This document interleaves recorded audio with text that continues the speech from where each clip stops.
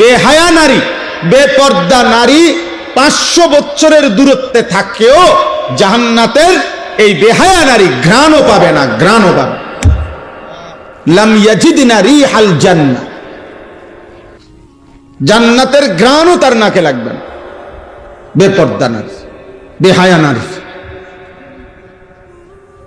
এই জন্য কার শাড়ি কে দেখে? একজন মহিলা শাড়ি কিনছে, এটা দেখবে কয়জনের? সর্বোচ্চ 10-20 জন মানুষ। পুরা ইউনিয়নের মানুষ কি আর রং চাইতে হয় বলি আপনার বেডির কাপড়? এক জোড়া জুতা কে দেখে? আর কার জুতা কে দেখে? কার ঠেঙ্গে জুতা নাই? জুতা তো প্রত্যেকের পরনেই আছে। তাহলে বুঝি পুরা গ্রাম চুক্তি মানুষ আইবা আপনার জুতা এক জোড়া চাইতে। এটা নইলে 10-20 জন মানুষ দেখবে। এটুকুর জন্য আস্তাগফিরুল্লাহ, এত বড় রমজান, এত বড় রহমত মাগফিরাত নাজাতের মাস, এভাবে জবাই করে দেওয়া, এভাবে বিসর্জন দেওয়া, এভাবে কোরবান করে দেওয়া, এটা উচিত না। এটা উচিত না, কোনোভাবে উচিত না, কোনোভাবে উচিত। এজন্য স্ত্রীকে ফিরান, হাতে ধরে ফিরান, জোর করে ফিরান, যদি আপনি নিজে জাহান্নাম থেকে বাঁচতে চান। আর যদি মস্কারি করেন, হাসি দিয়ে উড়াইয়া দিলেন, অথবা বললেন হুজুর বলেন তো, বুঝি তো, পারি তো না, এই সমস্ত মস্কারি করলে ঠিক আছে আব্বা, দুনিয়া তো চলবে, কিন্তু আখিরাত চলবে না, আখিরাত চলবে না। রমজান আল্লাহ তাআলা যে জিনিসের নিয়ামত যেমন বেশি, গাফলতির শাস্তিও বেশি। যেমন মক্কা শরীফ, আল্লাহর ঘর কাবা, হারামের সীমানা যেটা, হুদুদে হারাম, আল্লাহর ঘরের যে সীমানা, মসজিদে হারামের যে সীমানা, ওখানে নেকি যেমন অনেক, ওইখানের অপরাধ পাপের শাস্তিও অনেক, শাস্তিও অনেক। ঠিক রমজান মাসের নেকি যেমন অনেক, ওই সময় আল্লাহর গোসাও অনেক। রমজানের রোজা রাখলো, পিছনের গুনাহ মাফ। রাত্রিবেলা তারাবি পড়লো, পিছনের গুনাহ মাফ। শবে কদর তালাশ করলো, পিছনের গুনাহ মাফ। এইভাবে গুনাহ মাফ করবে। তা আল্লাহ তাআলা বলেন, বান্দা, একে তো আমি আল্লাহ ভাগ করে দিলাম 1 দশক রহমত, মধ্য দশক মাগফিরাত, শেষ দশক নাজাত, জাহান্নাম থেকে মুক্তি। এক একটা আমলকে 70 গুণ বেশি বাড়ায় দিলাম। এরপরে আমি আল্লাহ তাআলা প্রত্যেকটা অতিরিক্ত আমলের বিনিময়ে পিছনের গুনাহ মাফ করে দিলাম। এত কিছু দিয়েও নাফরমানের মন গলাইতে পারে না, বরং তার কথা হলো যত কিছুই বলেন আল্লাহ, আমি এর সাথে নাই। আমার এক কথা, আমি সারা বছর আমি মোবাইলে আসক্ত, আমি নারীতে আসক্ত, আমি ছবিতে আসক্ত, আমি বাজার মার্কেট শপিং এ আসক্ত। আমার জীবন আমার মতো, আপনার কথা মতো না, আপনার কথা মতো। আহা, আফসোসের বিষয়।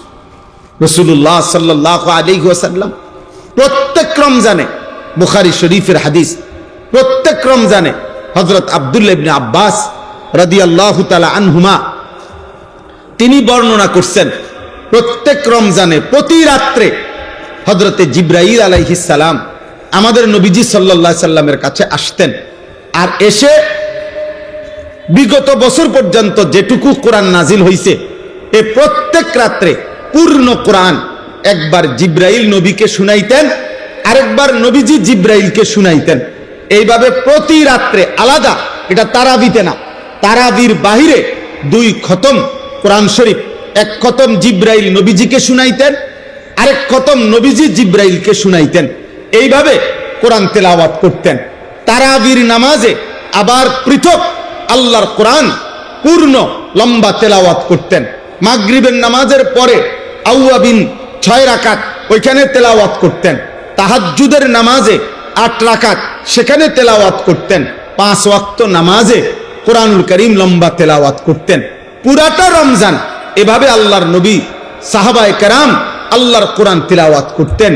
আর আমরা 27টা রাত্র মিলাইয়া মাত্র 1 পারা করে কোরআন শরীফ ইমাম সাহেবের পিছনে দাঁড়াইয়া পড়বে না, উনি শুধু দাঁড়াইয়া, হাফেজ সাহেব খতমে কোরআন পড়বে, উনি শুধু পিছনে দাঁড়াইয়া তারাবির নামাজে শুনবে, শুধু 1 পারা ডেলি।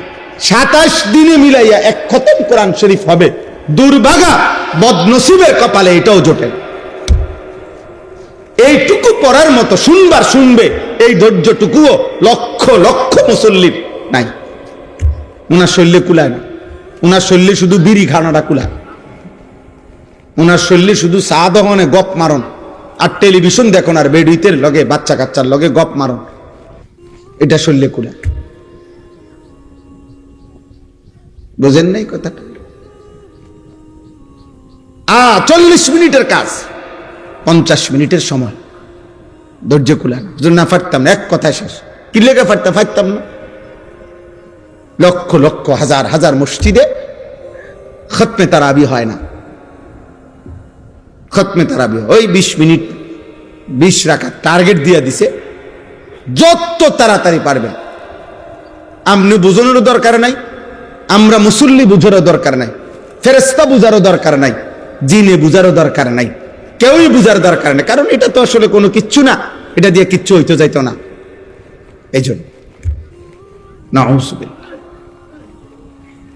এই জন্য ভাই আমার কথা এটাই যে আমরা মহান আল্লাহ পাক রব্বুল আলামিন আমাদেরকে দয়া করে আমাদের জীবনের যেই মূল বিষয় অর্জন তাকওয়া, গুনাহমুক্ত জীবন, এটা যেন আমরা কম সময়ে হাসিল করতে পারি। এই জন্য আল্লাহ তাআলা আমাদেরকে রমজান দিয়েছিলেন। কিন্তু আমরা যদি রমজান কদর না করি তাহলে এর চাইতে বড় দুর্ভাগ্য আমাদের কপালে আর কিছুই হইতে পারে। এই জন্য আপনাদের কাছে অনুরোধ, আপনারা আপনাদের ছেলেদেরকে মসজিদমুখী করেন, আপনারা আপনাদের মহিলাদেরকে নামাজের মুসল্লায় বসান, আপনারা আপনাদের মহিলাদেরকে আল্লাহর দোহাই আপনারা বাজার থেকে ফিরান, আপনারা বাজার থেকে ফিরান। খোদার কসম নবীজি বলছে যে পুরুষ জীবিত থাকতে তার অধীনস্থ মহিলা, পুরুষ জীবিত অথচ তার অধীনস্থ মহিলা স্ত্রী কন্যা বেহায়া বেপর্দা চলাফেরা করে, আল্লাহর কসম নবীজি ওই পুরুষকে বলছে দাইয়ুস, ওই পুরুষের জন্য জান্নাত হারাম।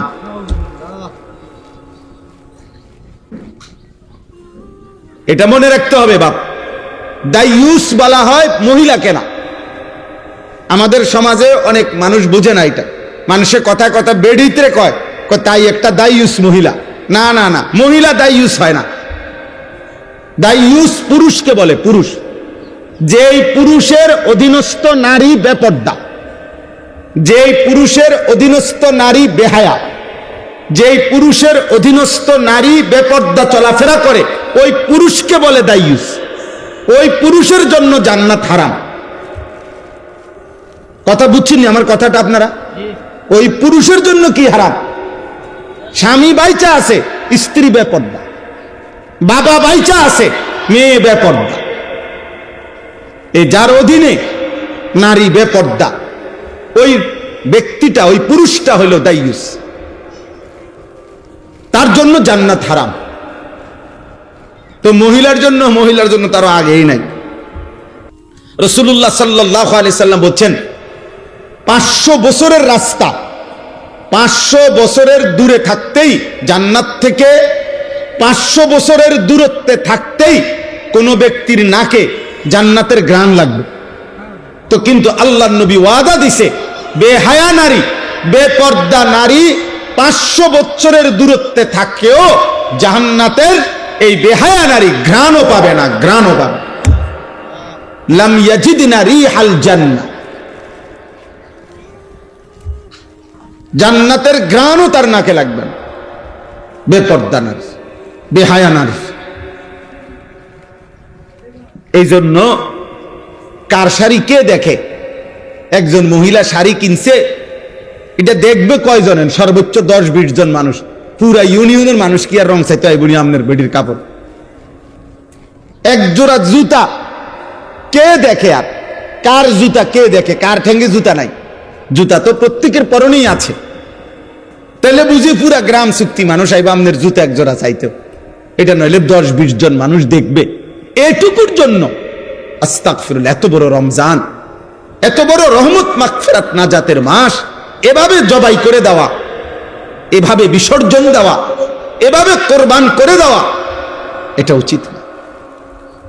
এটা উচিত না, কোনোভাবেই উচিত না, কোনোভাবে উচিত।